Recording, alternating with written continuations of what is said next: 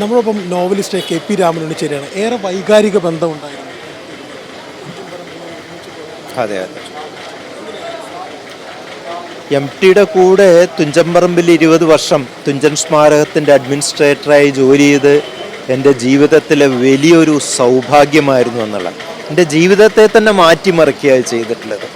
എനിക്ക് ദേശീയ തലത്തിലുള്ള എഴുത്തുകാരിയായിട്ട് ബന്ധപ്പെടാനും ഒരു എഴുത്തുകാരൻ എങ്ങനെ ആയിരിക്കണം എന്നതിൻ്റെ ഒരു മാതൃക അദ്ദേഹം എനിക്ക് പറയാതെ പറഞ്ഞു തരികയാണ് ചെയ്തിട്ടുള്ളത്.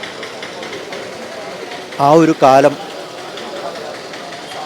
വലിയൊരു കാലം തന്നെയായിരുന്നു എൻ്റെ ജീവിതത്തിൽ. MT ഇതുപോലെ തന്നെ എനിക്ക് മാത്രമല്ല മറ്റു പലവർക്കും മാതൃകയായിട്ടുണ്ടായിട്ടുണ്ട്. തുഞ്ചൻപറമ്പിൽ ജോലി ചെയ്യുന്ന കാലത്ത് MTയെ കണ്ടാൽ വിചാരിക്കും അദ്ദേഹം വളരെ ഗൗരവമുള്ള മനുഷ്യനാണ്.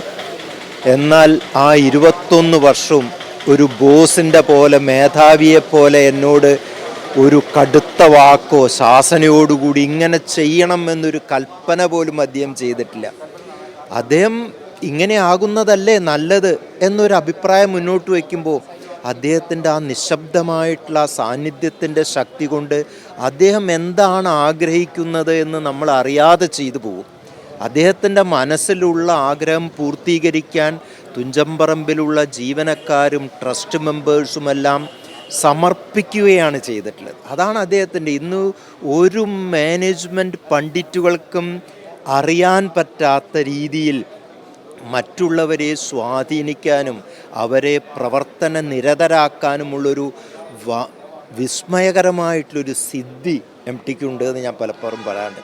ഈ സിദ്ധി കൊണ്ടാണ് എഴുത്തിൻ്റെ രംഗത്ത് മാത്രമല്ല സിനിമയുടെ രംഗത്തിൽ മറ്റ് സ്ഥാപനങ്ങൾ ഭരിക്കുന്നിടത്തൊക്കെ എല്ലായിടത്തും അദ്ദേഹം വിജയിക്കാൻ കാരണം അദ്ദേഹത്തിൻ്റെ വ്യക്തിത്വത്തിലുള്ള എന്തെല്ലാമോ സവിശേഷമായ ഘടകങ്ങളാണ്.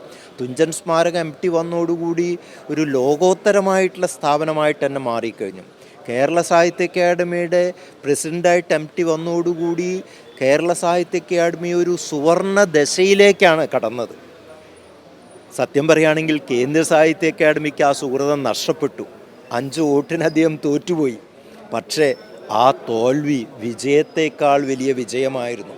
എങ്ങനെയാണ് ഒരു എഴുത്തുകാരൻ ആത്മാഭിമാനം പണയപ്പെടാതെ ഒരു മത്സര രംഗത്ത് നിൽക്കേണ്ടത് എന്നതിൻ്റെ മാതൃകയാണ് അദ്ദേഹം കാണിച്ചത്.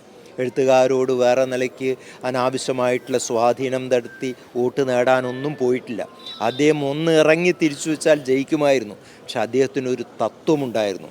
എഴുത്തുകാരെ സ്ഥാപനത്തിന് വേണ്ടി നിൽക്കുമ്പോൾ അവർ കണ്ടറിഞ്ഞ് ചെയ്യട്ടെ, അല്ലാതെ മറ്റ് രാഷ്ട്രീയ പാർട്ടിയുടെ ഒരു തെരഞ്ഞെടുപ്പ് പോലെ അല്ല ഇത് എന്ന എഴുത്തുകാരൻ്റെ അന്തസ്സ് ഉയർത്തിപ്പിടിച്ചുകൊണ്ട് അദ്ദേഹം കേന്ദ്ര സാഹിത്യ അക്കാദമി പ്രസിഡൻ്റ് ഇലക്ഷനിൽ തോറ്റാലും അത് എഴുത്തുകാരൻ്റെ വ്യക്തിത്വത്തിൻ്റെ വലിയൊരു മഹാവിജയമായിട്ടാണ് കലാശിച്ചിട്ടുള്ളത്. എല്ലാ കാലത്തും നിലപാടുകൾ വ്യത്യസ്ത പുലർത്തുന്നതാണ് MT. ഒരു രീതിയിലും ഇത്തരം വർഗീയ കക്ഷികളായിട്ട് ഒന്നും ചെയ്തുകൂടായില്ല. 21 വർഷക്കാലം അടുത്ത് പ്രവർത്തിച്ചു. തുഞ്ചൻപറമ്പുമായി ബന്ധപ്പെട്ടുകൊണ്ട് ഒരുപാട് പ്രവർത്തനങ്ങൾ ഇതിനകത്ത് ഈ നിലപാടുകളൊക്കെ അദ്ദേഹം മൗലികമായിട്ടുള്ള കാര്യങ്ങളിലൊന്നും ഒരു വിട്ടുവീഴ്ചയും അദ്ദേഹം ചെയ്യാൻ തയ്യാറില്ല.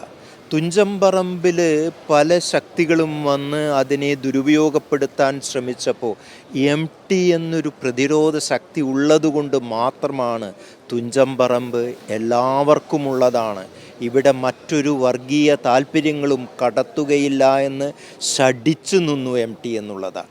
അതിൻ്റെ പേരിൽ അദ്ദേഹത്തിനെതിരായിട്ട് തെളിഞ്ഞും ഒളിഞ്ഞും എന്തെല്ലാം അക്രമങ്ങളുണ്ടായി. പക്ഷേ അതിനൊന്നും കൂസാതെ അദ്ദേഹം നിന്നു. ജനങ്ങൾ അദ്ദേഹത്തിൻ്റെ കൂടെ ഉണ്ടായിരുന്നു എന്നതാണ്. തുഞ്ചൻപറമ്പിൻ്റെ എഴുത്തച്ഛൻ ആരെയും കുത്തകയല്ല, എല്ലാവർക്കുമുള്ളതാണ്. എഴുത്തിനിരുത്തൽ തന്നെ തീർത്തും മതേതരമാക്കി മാറ്റി. അതിൻ്റെ മുമ്പ് എഴുത്താശന്മാർ മാത്രമേ കുട്ടികളെ എഴുത്തിരുന്നിരുന്നു. തുഞ്ചൻപറമ്പിൽ എഴുത്തുകാരുടെ എഴുത്തിനിരുത്തൽ തുടങ്ങി. അതിൽ എല്ലാ ജാതിയിലും മതത്തിലും പറ്റ എഴുത്തുകാർ, സ്ത്രീയും പുരുഷനും, അങ്ങനെ മലയാളിയുടെ ഒരു വലിയ സാംസ്കാരിക ഉത്സവമായിട്ട് അടയാളമാക്കി എഴുത്തിനിരുത്തലിനെ മാറ്റി. കേരള സാഹിത്യ അക്കാദമിയിലും എഴുത്തിനിരുത്തൽ തുടങ്ങി. പല വിവാദങ്ങളും ഉണ്ടായിരുന്നു. കേരള സാഹിത്യ അക്കാദമിയിൽ എഴുത്തിനിരുത്തുന്നത് ശരിയാണോ, അതൊരു മതപരമായ ചടങ്ങിൻ്റെ ഛായയില്ലേ എന്നൊക്കെ ചോദിച്ചു. പക്ഷേ അതിനെ അദ്ദേഹം തീർത്തും കേരളീയമായിട്ടുള്ള ഒരു അക്ഷര പാരമ്പര്യത്തിൻ്റെ പ്രഖ്യാപനമായി മാറ്റി. അതോടുകൂടി പിന്നെ പള്ളിയിലും അമ്പലത്തിലും സർവകലാശാലകളിലും ഒക്കെ എഴുത്തിനിരുത്തൽ തുടങ്ങി. മലയാളിയുടെ ലോകം ശ്രദ്ധിക്കുന്ന പരിഭാവനമായിട്ടുള്ള അർത്ഥസമ്പൂർണമായിട്ടുള്ളൊരു ചടങ്ങായിട്ട് എഴുത്തിനിരുത്തൽ മാറുകയായി ചെയ്തു. ഇങ്ങനെ നമ്മുടെ സംസ്കാരത്തിൻ്റെ ദിശയെ തന്നെ കുട്ടിഘോഷങ്ങളില്ലാതെ ബഹളങ്ങളില്ലാതെ നിർണയിച്ചു കൊണ്ടുപോയ മഹാവ്യക്തിത്വമായിരുന്നു എം ടിയുടേത്. എം ടിയുമായിട്ട് 21 കാലം തുഞ്ചൻ പറമ്പിൽ ചേർന്ന് പ്രവർത്തിച്ച കെ പി രാമനുണ്ണിയാണ് നമ്മളോട് പ്രതികരിച്ചത്.